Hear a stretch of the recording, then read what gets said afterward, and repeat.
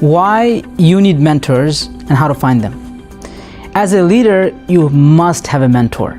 If you're a leader and you don't have mentors, then what are you doing? Think about it. You have heard this famous quote, right? Don't reinvent the wheel. But I never actually stopped and thought about this. What does it mean to reinvent the wheel? Think about it. Wheel is the most basic form of technology, right? The round circular thing, and it allows you to grasp more road space as you take more circumference. So that's been invented for many centuries. But imagine that you said, I want to build a car, but let me start by inventing a wheel first. Then you're just going back to basics. They don't need to. If you think about it, entire humanity, knowledge was passed down. Knowledge and skills were passed down through mentorship. Think about it. There was no medical school. There was no law school. You joined and became an apprentice for a surgeon for 5 years. Then you started doing your own surgery. Or you were an apprentice for a blacksmith, and then you became a blacksmith after that many years. Even Islamic studies, if you think about it, there was no a formal university. You sat at the feet of the scholar, and then you picked that up, and then you started your own halaqah, your own circle. So knowledge has always been passed down. Skills have always been passed down through mentorship, through learning from someone who has been through what you've been through. Even if you want to be successful on social media, you look at someone else who's been doing it. Every single aspect of it. Oftentimes I see a lot of young leaders. They come in, or MSA, or they're just involved in Masjid, the young professionals, and they come in and they tell you they think that they have the most unique idea on the planet. And as someone that has been around and seen other places, and you go, I heard that before. Like, what? No, our team came up with a new plan. I said, it's not so new, to be honest. There are other messages that are dealing with this as well. There are other people that I know been through this. And so being able to have mentors, being able to have people that been through what you've been through, maybe not the exact same, but they have experienced same themes of issues. It really will expedite your success as a team or as an individual, as a leader.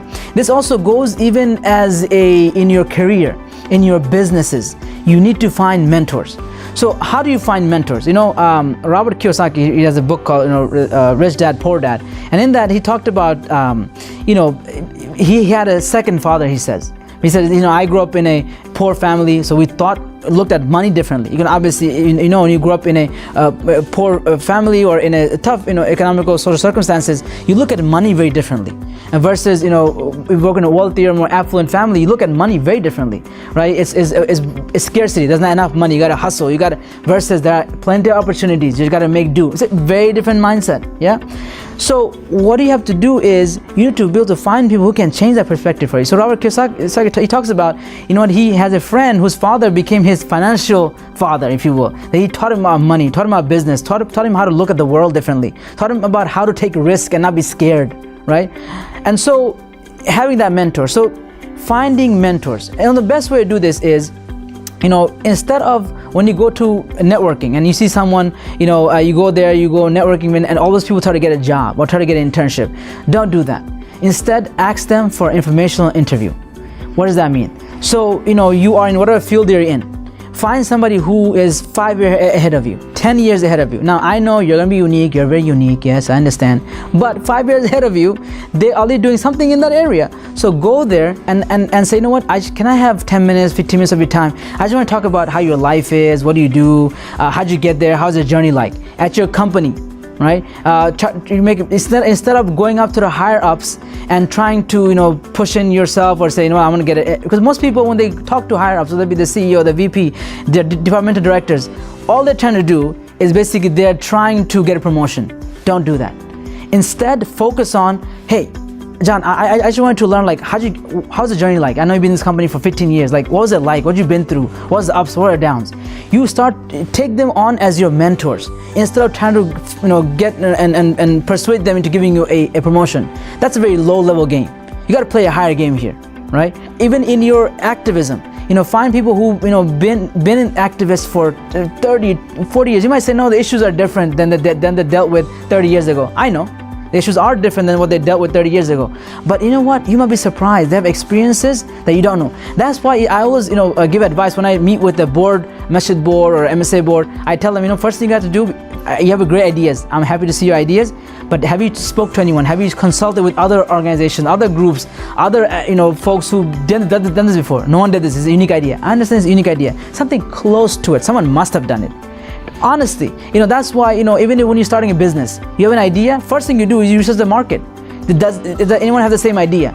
You look into it. Now, of course, you're a leader, so you innovate. You don't care who says what to you. You are the one who lead. You're the one who put energy forward. And even if they doubt you, you keep going, right? Of course, that's the case.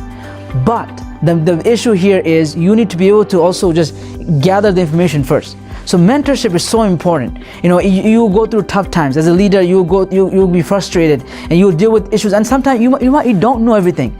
Oftentimes leaders, what happens with us is that because we are expected to move people, to inspire people, we think we are self-sufficient, right? And that's how we hurt ourselves, because we think we're self-sufficient. And because people expect us to be self-sufficient. They expect us to motivate them when they're down. And so we think, how can I go try to find someone who will uplift me? But you are the number one person that needs that. And sometimes it's not even people who are better than you or who are more above you. It's people who are maybe your colleagues, people who are in the same caliber as you. Or sometimes people is your followers that's almost mentor you in some aspect of something that you don't know. So as in your career, in your business, as a leader, in your community engagement, whatever it is, find mentors, find people who has done what you're trying to do, or similar to what you have done, and you will see, you will expedite your success that much more. You can avoid the mistakes. Yes, you need to learn through mistakes, but no point of making silly mistakes that could have been avoided if you just consulted more people, if you had people that mentored you. And especially, in this culture where we are, leaders by ourselves, leaders are not on an island on their own. Okay, it requires team, it requires group.